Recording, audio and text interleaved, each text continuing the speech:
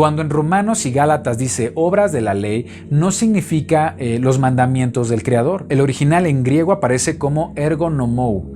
La traducción debería ser obras de ley, que no se refiere específicamente a los mandamientos de Elohim, sino en general a normas que se hacen pasar como leyes del Creador, pero que son establecidas por hombres, como las tradiciones judías o cualquier otro tipo de ritual o tradición que el hombre haya inventado como ley.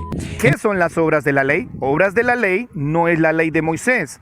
Obras de la ley son los mandamientos de hombres, tradiciones de ancianos y leyes expresadas en ordenanzas, es decir, lo que crearon en torno a la misma ley de Moisés. ¿Cuáles son las obras de la ley?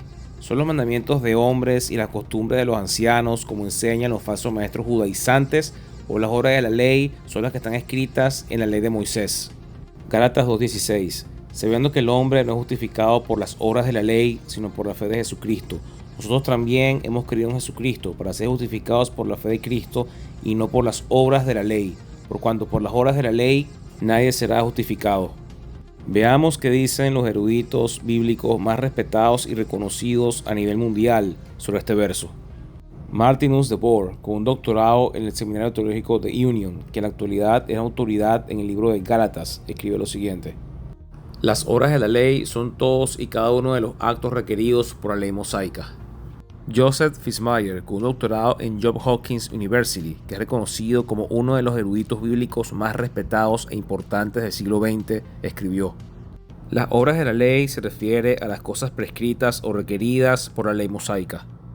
Louis Martin, con un doctorado en la Universidad de Yale y es reconocido por sus estudios en las epístolas paulinas y en los apocalipsis judíos, escribió: como cristianos judíos, se sabe que una persona no es justificada por la observancia de la ley de Moisés, sino más bien por la fe en Cristo Jesús. De este modo, también es necesario poner la confianza en Cristo Jesús, para que la fuente de justicia sea por la fe y no por la observancia de la ley, ya que ninguna sola persona será justa por la observancia de la ley.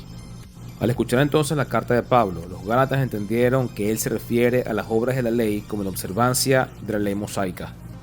Thomas Schreiner, con un doctorado en Fuller Theological Seminary, que es un experto en literatura paulina reconocido mundialmente, escribe: lo más probable es que el término obras de la ley se refiere a todas las obras prescritas por la ley mosaica. Douglas Moo, con un doctorado en St. Andrews University y es reconocido por muchos como el autor del mejor comentario a la epístola de los Romanos, escribió: las obras de la ley son, como la mayoría de los intérpretes han reconocido, las cosas que se hacen en obediencia a la ley de Moisés. Craig Keener, con un doctorado en Duke University, que es un experto reconocido mundialmente en el Nuevo Testamento y en la literatura apocalíptica, escribe: ¿qué significaban las obras de la ley para el judaísmo primitivo? Es muy probable que para los judíos del primer siglo, las obras de la ley eran las escritas en la Torá. Richard Longenecker, con un doctorado en la Universidad de Edimburgo, que es un experto en la literatura paulina, escribe: el favor de Dios mediante la observancia de la Torá que acumula méritos humanos ya no está en efecto. Para Pablo, el uso legalista de la ley mosaica no era un principio de los verdaderos judíos, ya sean judíos cristianos o no cristianos. Robert Jewett, con un doctorado en la Universidad de Tübingen, que es un experto en el cristianismo primitivo, escribe: nadie es hecho justo, es decir, aceptable a Dios por las obras de la ley.